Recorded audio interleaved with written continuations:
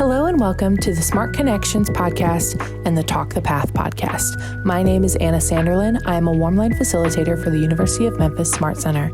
The University of Memphis School of Social Work Smart Research, Training, and Treatment Center aims to provide evidence-based interventions for school-based mental health programming, increase access for school-based behavioral health programming in underserved areas, offer training on best practices in telebehavioral health, develop opportunities to research the use of technology in practice, and provide direct services to the state's most vulnerable populations. You can call the Smart Center at 901-678-1636. The University of Memphis Smart Center, in conjunction with the University of Tennessee, Knoxville, and the Tennessee Department of Mental Health and Substance Abuse Services, would like to present the Pathways to Behavioral Health Careers Project. The goals of the Pathways Project are to provide education and information on the various career opportunities in the field of behavioral health through presentations, increase interest in students in the field of behavioral health, provide opportunities for guidance with information regarding college, university programming that result in degrees for professions in the field of behavioral health, connect students with students in behavioral health programs and professionals in the field for further research. This podcast will feature students and professionals in the field to give a clear picture of the daily duties of these roles and how they help support their communities.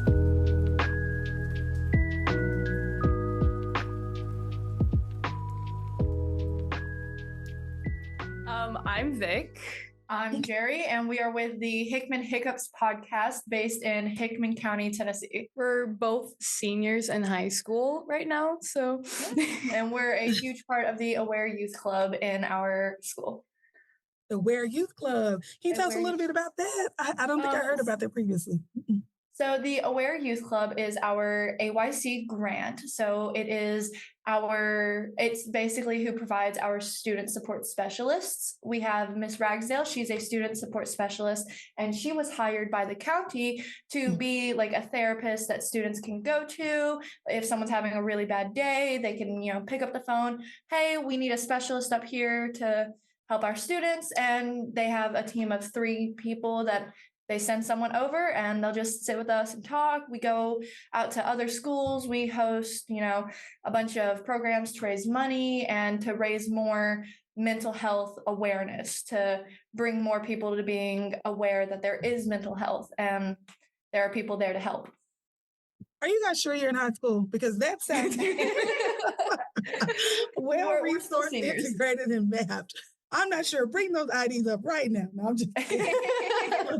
No, kudos to you, because honestly, that is absolutely amazing to have such a well-resourced network, and love that you were able to come up with something as creative as the Hickman's podcast. So love that. Let's jump on into our things for today. First thing, I want to kind of start light.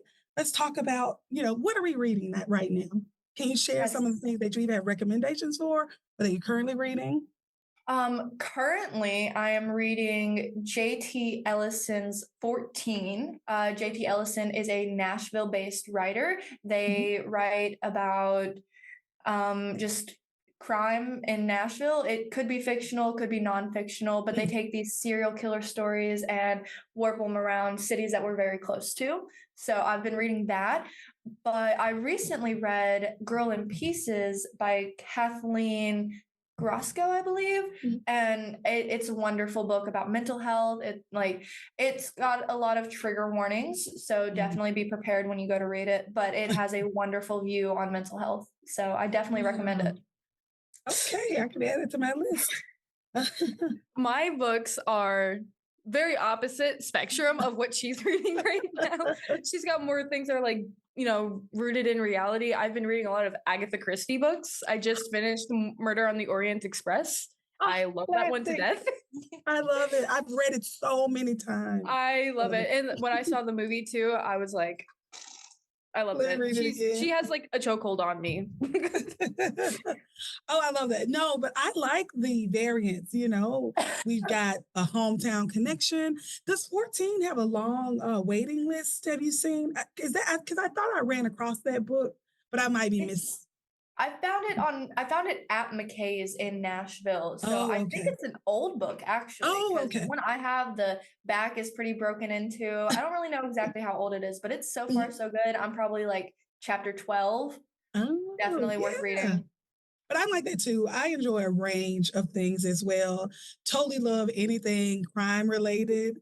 But I'm also reading things to kind of help me open my perspective about, my professional and personal life. I am just finishing up Where the Wild Peaches Grow, and I am from Mississippi.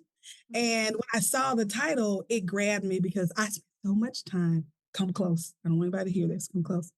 Stealing peaches off people's trees as a young person, okay? Just between us, okay? So when I saw that title, it drew me in. I was like, I totally understand this. But it turned out to be a story of like a sister leaving to like seek her own life because of all this family disruption, and then coming back because of some tragic event, and then realizing everything that she abandoned or thought was unreal. And it's this amazing journey of self-discovery, finding your, true worth. And it spoke to me so wholly and directly because I was like, I think I wrote some of this. I think I have pieces of this in my diary, I think I lived that. Yeah, so I was really excited to dive deep into that book, and I am part of it, like an online book club. So I'm going to recommend it to see if people will, help me do a deeper dive, because I find, I don't know, like talking to other people, it helps me realize so much more about what I've read versus my own. And then the next book that's on my reading list is called The Good Daughter Syndrome. And this is like a blind pickup, but it's supposed to talk about the traps that you have trying to be this perfect, person across different roles that women have, the perfect mother, the perfect friend, and how stressful that can be. And I really wanted to shore up, some of my responses and my awareness for people who I provide services to who are struggling with finding balance across roles. So I am really hopeful that it's a good read. So that's currently what I'm reading and what I plan to read.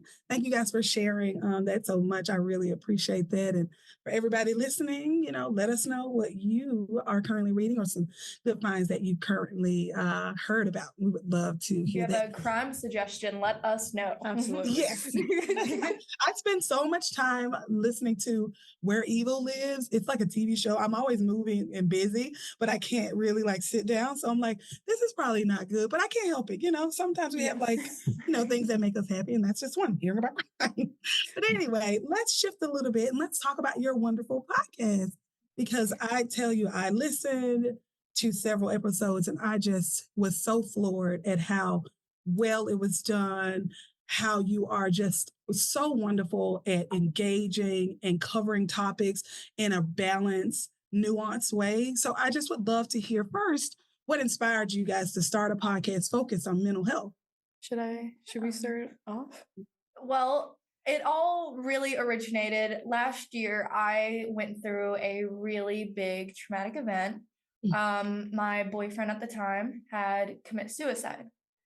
And it's about 2 years now, so we're making a long recovery. And we were just sitting in the auditorium one day in our theater class, and everyone was being so mean because high school girls are full of drama, and high school boys and everything in high school is just dramatic.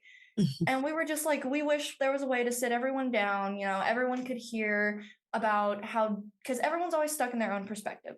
We were joking about, helping people see it from everyone else's perspective. And we were like, we should create a podcast. We laughed about it. We'd be the funniest people in the planet to have a podcast. This one took it and ran with it. I thought it was a joke. She took it. She ran.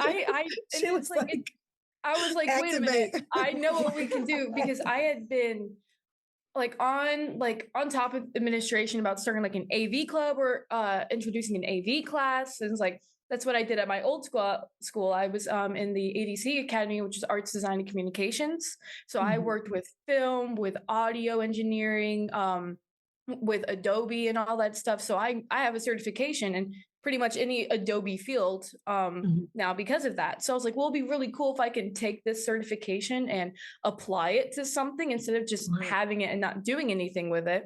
So I talked to Mr. Brewer, our principal, and he was like, well, you need to find somebody that's going to sponsor you first. And I was like, I know who to go to. So I pulled Miss Ragsdale aside, and I was like, I have a proposition for you. And she was like, do you? And I was like, yes, actually, I think you'll like it. And I kind of, as she likes to say, I had all my ducks in a row. I just had everything. I was like, I know what we can and cannot do. But even with that, we're with what we can talk about is we're very free-willed with what we can do. We are. It's just me and her, and we get a lot of freedom for what our topics are, what we can say and what we can't say, compared to what other schools can and can't put out there. So we do get that luxury. But yeah, we just made a joke and ran with it, and here we are. And I love to hear that you have freedom of choice. I was going to ask how topics are chosen, but it looks like you guys are able to pull from places of inspiration, from your lived experiences, which I think would be so much more relatable when it comes from those who are closest to those who are experiencing these issues or causing some of the problems, so that, you're getting to the heart of it all. So I love that they trust that within you. And I'm sure your track records let them know, like, they aren't going to do anything that's, harmful, because their whole aim is to help, to grow people's exposure to why things feel this way versus that. So, I mean, it just feels amazing, I know, to have that level of confidence within you and then to be able to express it across topics. Can you tell us a little bit about how each podcast comes about? Like, what are the outside or inside workings of setting it up? Well, I would say it starts with my part of it. So because it's just a two-person job, we did kind of split it up pretty evenly. She has a lot of editing knowledge, a lot of technical knowledge that I don't have. And I have a lot of research abilities that she's not that good with. So we balance each other out. I think for like our peer pressure episode, for example, she came into class one day and she was like, man, you will not believe the amount of kids in the bathroom that are hitting a vape right now and they're trying to pressure their friends into doing it. And we were like, you know what? That's a good idea. Why don't we put an episode out about peer pressure? And so we went doing information, and then we found out, oh, wow, there's environmental pressure, there's family pressure, there's school pressure, work pressure, and we just took it from there. So we really just talk, we get an idea, and we go forward. I'll go online and I'll look for sources that I deem credible. So obviously in school, you're taught a .org, a .gov, they're the most reliable sources. So I type in facts about whatever our topic is, and we click on the .orgs, go through it, and if there's some information that I think is really key, we'll put it on a piece of paper, kind of like this one. We just put it on a piece of paper, and then we'll go over it, and we just talk.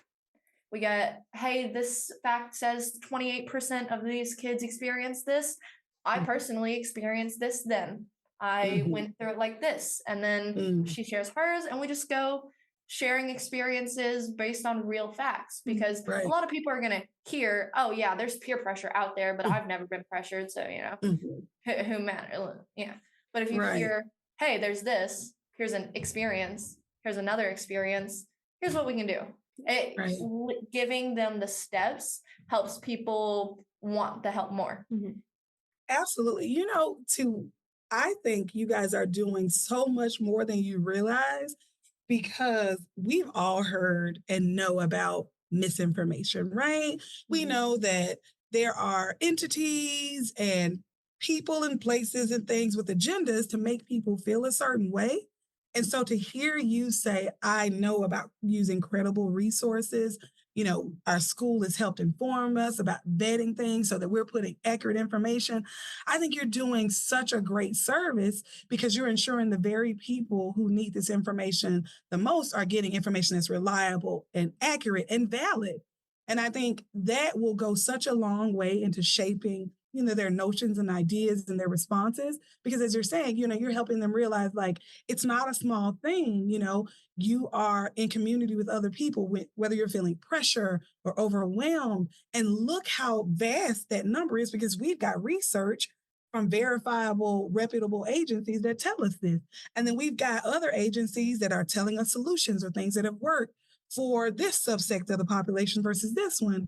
So I think that goes a long way in helping framing, people's ability to, seek out good information and being able to accept it from reliable sources. So I think you probably are seen as a resource as well, when you do those types of things, going places that are not out to harm people, that are looking for the greater good. So I love to hear that. Are there any challenges that you guys have encountered with trying to be so open about topics or topics that are relatable? Like, do sometimes people personalize things that you talk about, or are people hesitant to, open up a little bit? What are some challenges you might have encountered?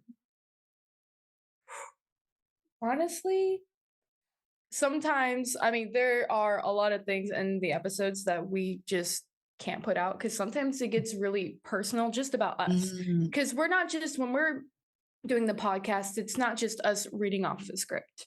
It's like we sit down and we're really having a heart-to-heart about our situation with whatever we're talking about. So like with the cyberbullying thing, I mean, there was like a 30-minute segment I had to take out just because like we both have experienced it and like we've seen it happen. And I mean, nobody's a perfect person, but there are so many things like it's just, I know what I can and cannot keep inside each episode. So it's like you have to cherry pick the stuff that is heavy hitting, but not too heavy hitting because, you don't want to get too personal, especially when we're trying to spread awareness. And it's okay to get personal. It's okay to talk about your own personal experiences, but we don't want like crying on the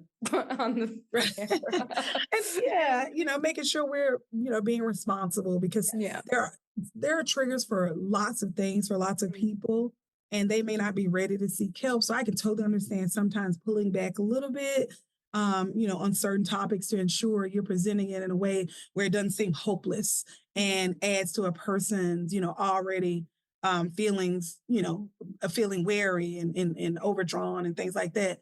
So again, another commendable feat for you guys thinking through, my public responsibility. Yes, we are sharing out, but we also want to make sure we're always adding, in a positive way versus, creating, something that, might cause others harm, So I really like that you guys, you self-reflect, throughout the throughout the recording and things like that. I think that's so also important just in general in life, because a lot of times people kind of hide behind, well, I'm abrupt, I'm straightforward, so I kind of can say anything. But like to me, I'm like, you can be straightforward without being harmful. You can be a person that, kind of lets people know how it is without doing it in a way that causes, people to feel like, you don't care about me at all, or you want me to, feel hurt. So I like that you guys do reflect and think of things in that way.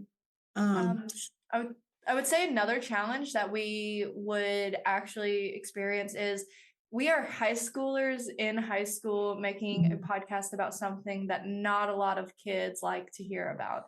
So we upload an episode and we walk through the hallways and we get name called, we get picked on, we get, that incidence of bullying that everyone gets. So I think it takes a lot of strength and a lot of confidence too, because that is a challenge that we hit home with just about every time we post something. It's, hey, we saw your podcast upload. Hey, we saw you posted something, Hickman Hiccups. Everyone does their own thing. So one of those challenges is that we got to watch, we don't want to bring anyone publicly that we're in school. We don't want to talk about issues that we went through in school, stuff our friends that we go to school with. We don't really talk about things that they are aware of because you don't want it to spin off and start drama. We don't want to get picked on even more. And we're hoping, maybe a few years from now, there's going to be a group of kids that are like, oh, that's so cool, I'm going to tune in, instead of, what? That's weird. It's what I really think it is ignorance too, because we all like having things the way that they are. And some people are more open to change than other people are. Like, I know, like, sometimes for certain things, I hate change, right? Like, I like to keep my room messy sometimes. So, like, why would I clean it when I know where all my clothes are on the floor in their individual piles? Like, I know where it is. I totally know that sweater's there. I'm going to wear it next week. It's fine. I'm aware that it's there. I'm just not going to go get it right now.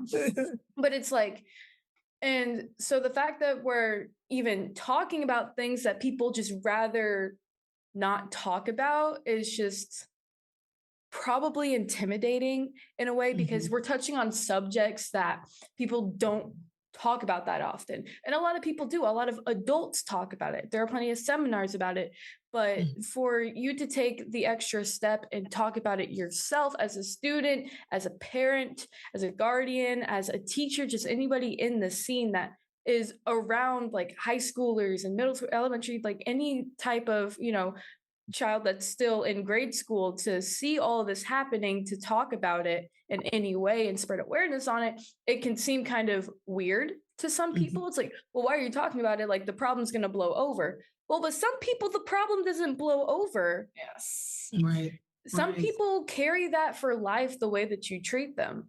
And it sucks. But, we also have to realize that we have to better ourselves as people with that sort of thing.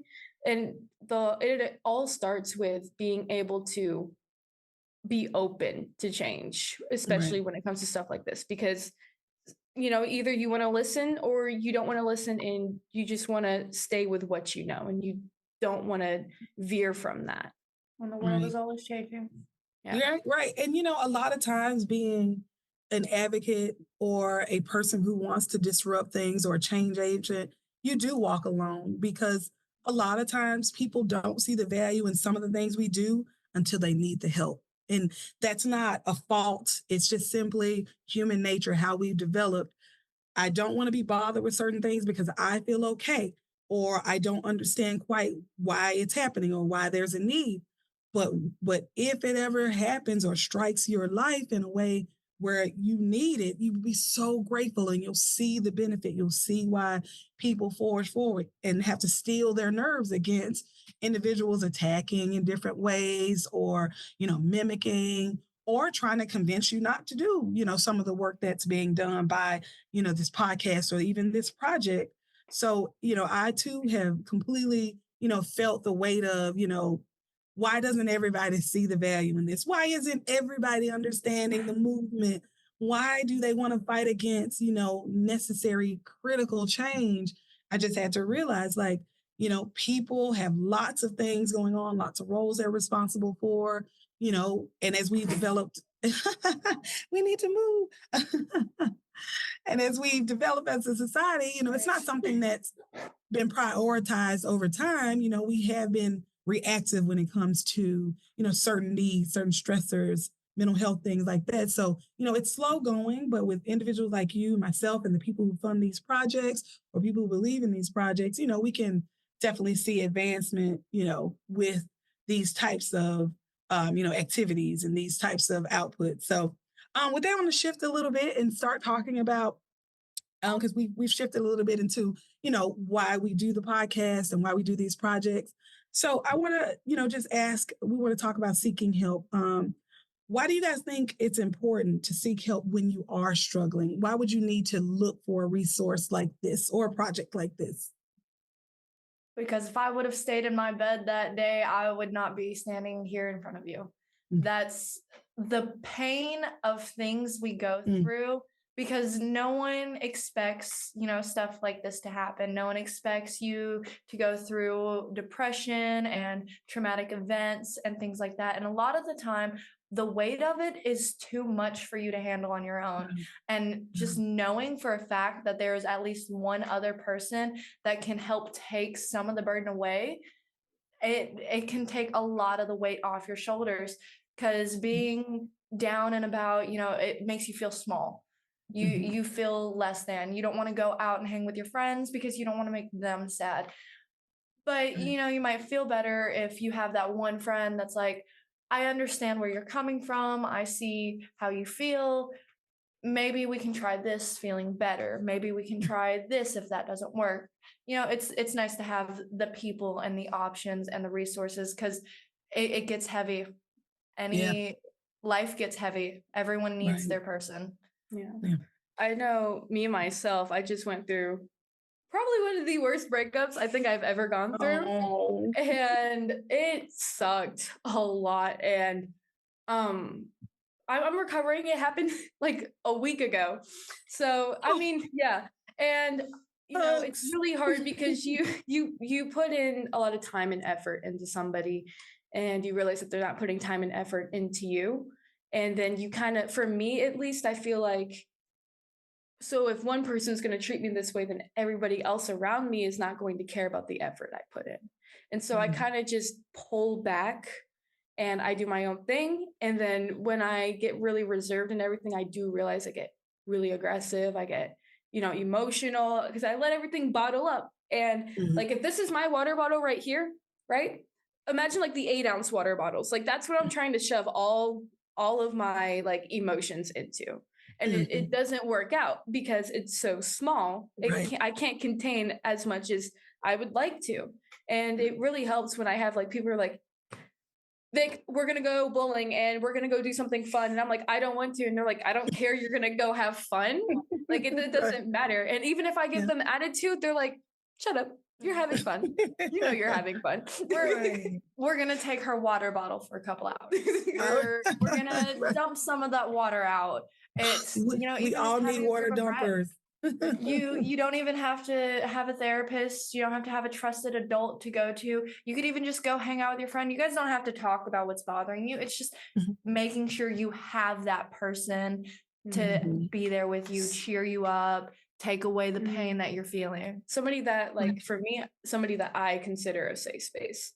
And I don't really have a trusted adult that I consider a safe space, but I do know, like, my group of friends definitely are my safe space because I know they've all been through stuff. They all have their own issues. And, like, I don't rely on them for my emotional well-being, but I go to them as a friend and they come and comfort me as a friend because, we know that there's a healthy amount of, coping going around with that. Because you don't want to throw all of your problems onto somebody. You want to be able to just be like, this is how I'm feeling today. I don't really know how to go about it. And then Jerry will be like, well, that's okay because blah, blah, blah, blah, blah happened. And then this happened and like the world's ending. I'm like, same. The world is ending. And then we hit the quan. And then we hit literally. It's you both pointed out, I think, two like huge reasons for advocating and seeking help. One is, of course, it sometimes is a life or death situation where you feel so overwhelmed, you don't know if you want to move forward and you're making decisions in a bubble, you're not gaining perspective, and you could make a decision that is fatal, or not take care of yourself in a way where there's some long-term detrimental effects that changes the entire trajectory of your life. And then you mentioned how, it's completely disruptive to your connections to things that you care about and how you want to be personality-wise. It affects your behavior in this deep way that resonates across your friendships and your family and the things that, you love to be a part of.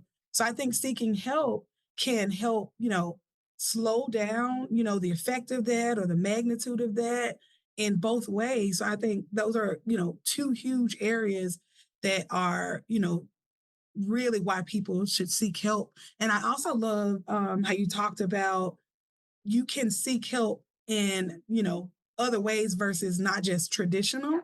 I think, thinking about mental health needs in a new way is really important. And, I love that you hear you say, I might not have a trusted adult or some professional I can go to.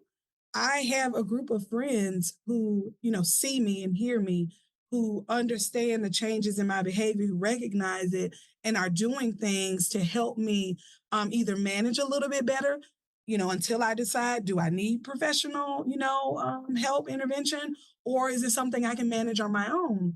So, what are your thoughts about new approaches to mental health needs? Because it seems like you guys have a good grasp on it. You're trying some, even as we speak. I personally, with my grief journey I've been on, I found that I lost touch with a lot of my friends. I stepped back. And so it's not for me going to my therapist and saying, hey, I'm really sad. I don't hang out with my friends as much. I go out. I hang out with my friends. That to me is therapy. If I'm having a bad day, I can text Vic here. I can be like, hey, do you want to hang out? She's like, yeah, I've got nothing doing. And we'll go to a park. We don't even have to talk about what was bothering us. We could go get ice cream. It's just doing something fun, going out. It puts you in a better mindset, and everyone says, if you distract yourself from the problem, you can see it clearly later on. So if you're really stressed out because you got that test that's due tomorrow and you don't know if you're having a breakdown, go out, play a quick game of fun, come back to it. You're going to feel a lot better. It's when we get worked up, we get overwhelmed, and we need more fun, because life really is, you're born, you go to school, you go to work, and, you've got life, fun things in between. And then, you get to the end. Right. We need our fun things. We have that requirement. We have to go to school. We have to go to work. We can have friends and go out and hang out with them. That's a luxury that we get, and we're lucky to have that. And we should definitely take more advantage of it. We'd all be happier people. Yeah. Right.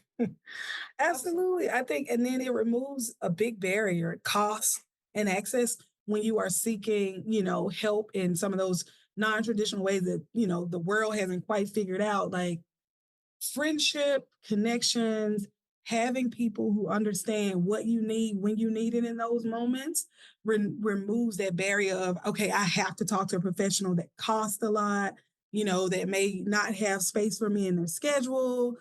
So I love expanding, your friends and your family as part of, the help that we might need, seeking out, online groups that might have that shared common interest, thinking outside of the box of the traditional sit in a room with a therapist. That will always be, a part of I think the health continuum, but we have to be more open, and we have to affirm different pathways to help. Sometimes listening to a podcast, hearing someone who's gone through what you've gone through, who's talked about it in a way that you never thought of, is enough to inspire hope, is enough to inspire you to respond to that text that you ignored for 5 days and say, yeah, you know what, I will go to the movies, because you realize, like, oh my gosh, like, I'm not the only one, or you see these behaviors in yourself that person talked about. So I think this can go a long way, and like I said, in affirming those other, pathways to help and care beyond, what insurance says they'll pay for, basically. Yes. And and that's been a big part of, I think, what Pathways, this project, and what I think your podcast does, is recognize, the need for that, to help make available all types of helps across different ways, so that people don't feel like it's going to be a burden to get a question answered, or make a connection, or get some information that helps shifts my mood, shifts my perspective, shift my desire to get help. So I love that. Thank you so much for tuning in to listen to our podcast, brought to you by the Smart Connections podcast from the Smart Center at the University of Memphis, as well as the Pathways to Behavioral Health Careers project. If you or anyone you know needs any information from the Smart Center, please contact us at 901-678-1636 or email us at smartcenter@memphis.edu. You can also learn more about us at our website, memphis.edu/smartcenter.